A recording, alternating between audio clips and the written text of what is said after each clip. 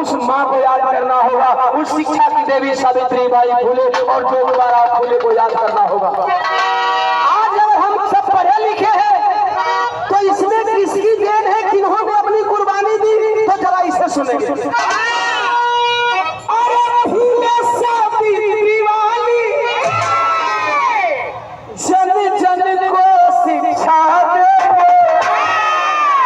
माता सावित्रीबाई फुले को पढ़ लेना।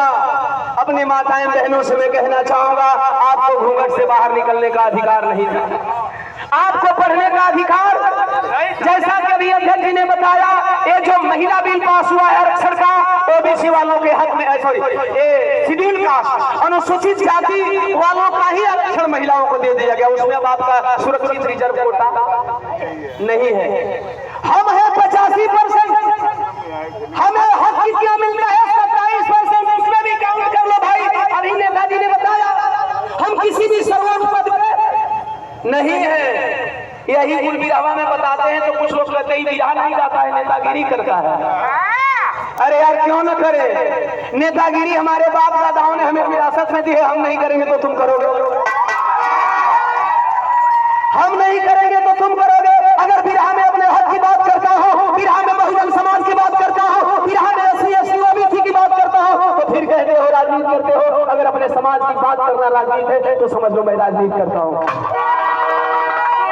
माता सावित्रीबाई फुले जब इस समाज के महिलाओं को पढ़ाने निकलती थी घर से, समाज के कुछ लोग जो इन्हें पढ़ने नहीं देना चाहते थे, उनके ऊपर कीचड़ माटी गोबर डाला करते थे। माता सावित्रीबाई फुले झोले में 2 साड़ी लेकर के जाती थी, एक साड़ी पहन करके जाती थी, जब साड़ियां गंदा हो जाती थी तो दूसरा साड़ी पहन करके एससी एसटी ओबीसी दलित समाज की महिलाओं को पढ़ाने का उन्होंने काम किया। और उन्हें आप शिक्षा की देवी कभी कहने का नाम ही नहीं लेते हो।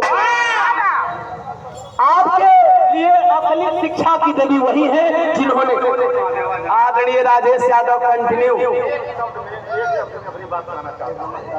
मंच है, इसलिए सुनेंगे 100 रुपया चरणों में प्रणाम।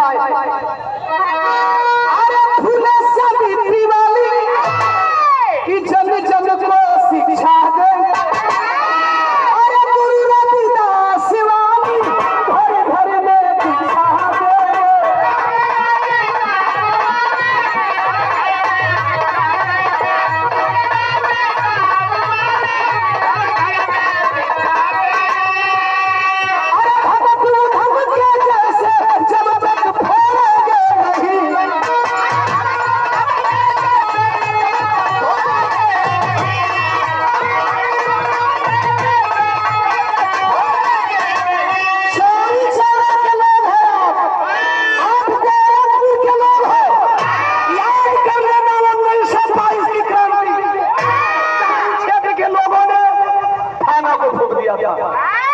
चौरी चौरा धरती के लोग याद कर लो 1922 को याद कर लो आप लोग। गीत की आखिरी कड़ी जिसकी लड़ाई आज लड़ी जा रही है, ललई पेरियार वाली,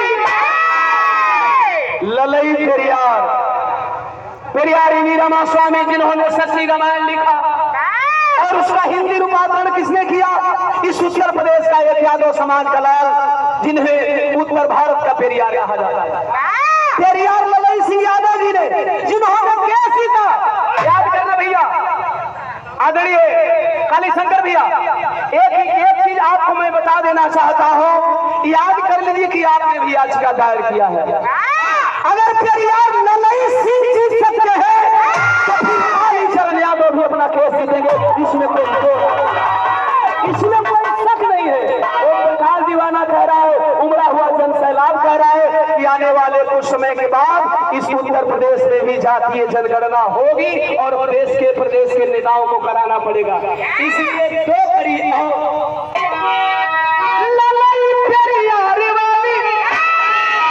अरे सबको सच्चाई देंगे, इतना ही नहीं,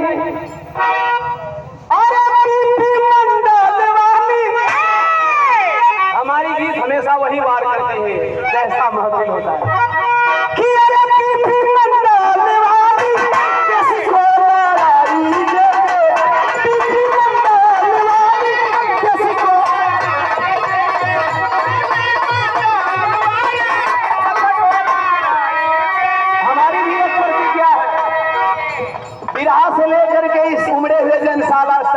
मैं कहना चाहूंगा। अरे जनमत जातिवाद देश को बर्बादी करने का दो ही फैक्टर है, देश को बर्बाद करने का दो ही फैक्टर है, जातिवाद और धर्मवाद। अगर इस दो फैक्टर को निकाल दिया जाए तो फिर समतामूलक समाज की स्थापना हो जाएगी, जैसा कि हमारे महापुरुषों ने सपना देखा। ये भी जरूरी है।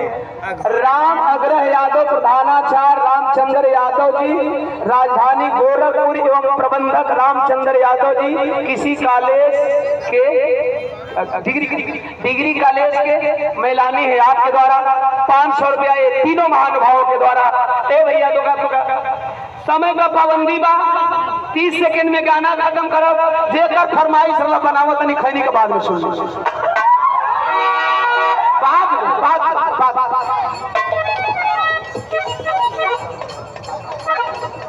आदरणीय काली शंकर यादव जी इस कार्यक्रम की जिन्होंने अध्यक्षता कर रहे हैं, ये जनसैलाब आपने जुटाने का काम किया। हम चाहेंगे दाएं बाएं आगे पीछे 30 से भी एक बार हाथ उठा करके जोरदार ताली से स्वागत होगा ऐसे क्रांतिकारी सपूत के नाम पर।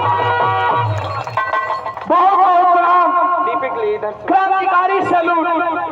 इतना बड़ा काम करने के लिए, जहाँ जाति बंधन में लोग फंसे हुए, जहाँ धर्म के बंधन में फंसे हुए, इस समाज की चिंता हर कोई नहीं करता साथियों। और जो हर कोई इस समाज की चिंता करता है, भैया ने बताया पूत सपूत कपूत, उन सपूतों में आपकी गिनती हो रही है। चौरी चौरा के लोगों ने साबित कर दिया। खैनी वाला बाद में होगी, एक बार बोल देने के बाद में। Doctor Manoj Kumar Jaiswal MBBS MD, कार्यकर्ता मोनू जायसवाल गोरखपुर 200 रुपया। संजय भैया, राजेश यादव भैया महादेवा से 100 रुपया दिलन। हमारी बारी खत्म, जिरुआ गीत गा।